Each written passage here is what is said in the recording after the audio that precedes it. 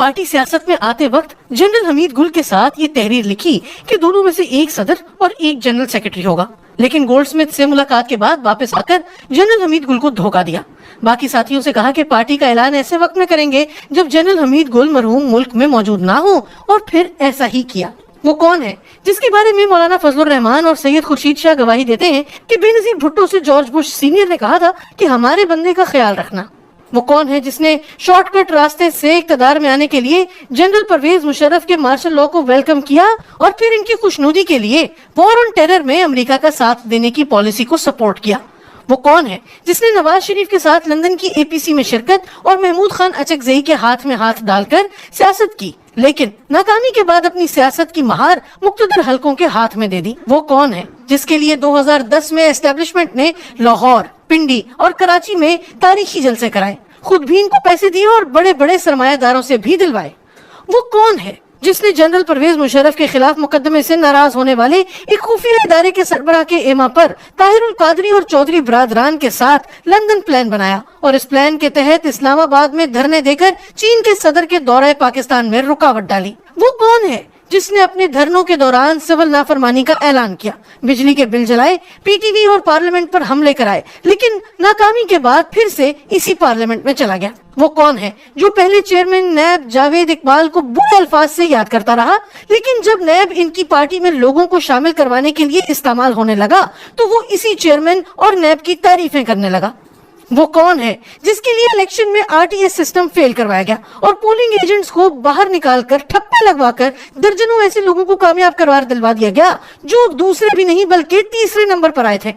وہ کون ہے جو حکومت میں آنے سے قبل آزاد میڈیا کا بڑا مداح تھا، لیکن اقتدار ملتے ہی آزاد میڈیا کا دشمن بن گیا اور پیکا ترمیمی آرڈیننس جیسے ڈریکونین قوانین بنائے؟ وہ کون ہے جس نے مغرب کے ایجنڈے کے تحت اقتدار میں آنے کے بعد چین کے ساتھ تعلقات خراب کیے، سی پیک پر عملاً کام روک دیا اور اپنے وزراء سے سی پیک کے خلاف بیانات دلوائے؟ وہ کون ہے جس نے باری باری سعودی عرب، ترکی، ایران اور ملیشیا کو ناراض کیا، ملکی معیشت کی مہار آئی ایم ایف کے حوالے کی؟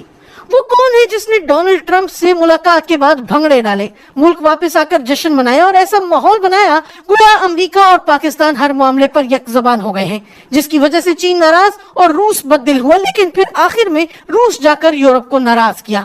وہ کون ہے جس نے کشمیر کے معاملے میں ڈونلڈ ٹرمپ کی ثالثی کا جشن منایا، ایک مسخرے کو امور کشمیر کا وزیر اور دوسرے کو کشمیر کمیٹی کا چیئرمین بنایا، اور جب مودی نے مقبوضہ کشمیر کی حیثیت تبدیل کر کے اسے ہڑپ کیا تو جواب میں محض کشمیر ہائی وے کا نام تبدیل کیا؟ وہ کون ہے جس نے اپنے محسن جنرل قمر جاوید باجوہ کی ایکسٹینشن کے ایک نوٹیفیکیشن کو جان بوجھ کر ایسا متنازع بنایا کہ معاملہ نہ صرف عدالتوں تک گیا بلکہ اس کے لیے پارلیمنٹ میں نئی قانون سازی بھی کرنی پڑی؟ وہ کون ہے جس نے D G I S I کی تقرری کو جادو ٹونے اور خوابوں کی نظر کر کے متنازع بنایا اور کئی پیشہ ور جرنیلوں کے تبادلے کو لمبے عرصے تک لٹکا کر فوج کو تماشا بنائے رکھا؟ وہ کون ہے جس نے پی ٹی ایم کا مقابلہ کرنے کے لیے اپنے 4 پختون وزراء کو آئی ایس پی آر کے ایک افسر کے حوالے کیا تھا؟ وہ افسر ہر صبح ان وزراء کی ڈیوٹی لگاتا کہ کس نے پی ٹی ایم کے خلاف کہاں اور کیا کہنا ہے؟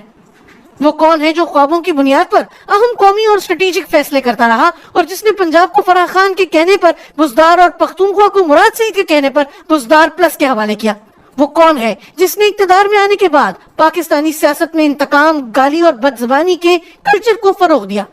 وہ کون ہے جس نے زرداری کے ساتھ مل کر پہلے بلوچستان کی حکومت گرائی اور پھر دونوں نے مل کر اسٹیبلشمنٹ کی مرضی کا چیئرمین سینٹ لگوایا؟ وہ کون ہے کہ جس کو جب اعتماد کا ووٹ لینے کو کہا گیا تو اس کے ممبران اسے ووٹ دینے کے لیے تیار نہیں تھے، لیکن ادارے پکڑ پکڑ کر ان کو لاتے اور اس کے حق میں ووٹ ڈالنے پر مجبور کرتے؟ وہ کون ہے جو ایجنسیوں کی سپورٹ کے بغیر احتجاج نہیں کر سکتا اور جب اسٹیبلشمنٹ نے اپنی غیر آئینی بیساکھیاں ہٹا دی تو 2 دن کے لیے اپنا اقتدار بھی نہ بچا سکا؟ وہ کون ہے جو 3.5 سال تک ایک پیج کی رٹ لگا کر مخالفین اور میڈیا کو فوج سے لڑاتا رہا؟ وہ کون ہے کہ جب اسے محسوس ہوا کہ اس کے خلاف عدم اعتماد کی تحریک پیش ہونے جا رہی ہے اور ان کو لانے اور بچانے والے آئین کے مطابق نیوٹرل ہو گئے ہیں تو اپنے اقتدار کو بچانے کے لیے زرداری کی منتیں کرتا رہا؟ وہ کون ہے کہ جو کبھی ایٹمی پروگرام کو غیر محفوظ قرار دے کر پاکستان کے 3 ٹکڑوں میں تقسیم ہونے کی واہیات پیش گوئیاں اور کبھی فوج میں پھوٹ ڈالنے کی باتیں کر کے انڈیا جیسے دشمنوں کا کام آسان کر رہا ہے؟ وہ کون ہے جو خود تو جیل جانے سے ڈرتا ہے لیکن کبھی دھرنوں کے نام پر، کبھی لاک ڈاؤن کے نام پر اور کبھی خونی مارچ کے نام پر دوسروں کے بچوں کو گولیوں اور لاٹھیوں کے سامنے کھڑا کرتا ہے؟ جی ہاں، اس کا نام عمران احمد خان نیازی ہے۔